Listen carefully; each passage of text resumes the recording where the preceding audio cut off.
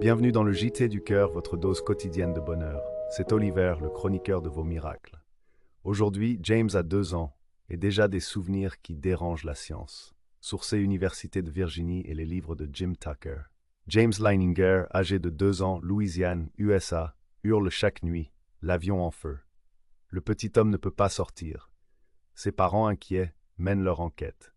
Ils découvrent qu'un pilote, James Houston, est mort ainsi en 1945. Ce cas est étudié, parmi d'autres, par le Centre de recherche de l'Université de Virginie, qui a recueilli plus de 3000 témoignages similaires depuis 1967. Les parents retrouvent Anne, la sœur du pilote. Elle envoie de vieilles photos de guerre ainsi qu'un dessin. Le petit James demande aussitôt « Où est l'autre dessin ?» Il parle de celui de son frère, caché dans un grenier depuis 60 ans.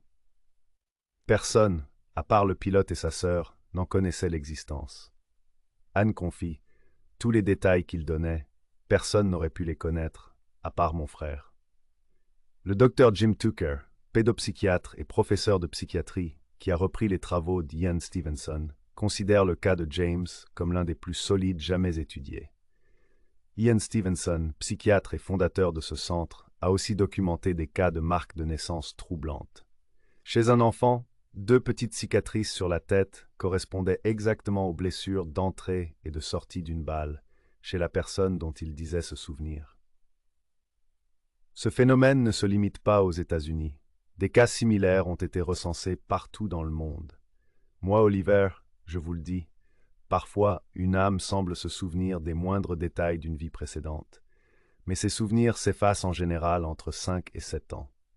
Et vous, avez-vous déjà vécu un moment qui vous a semblé familier, sans savoir pourquoi? Dites-le nous en commentaire. Soyez sages, mes amis.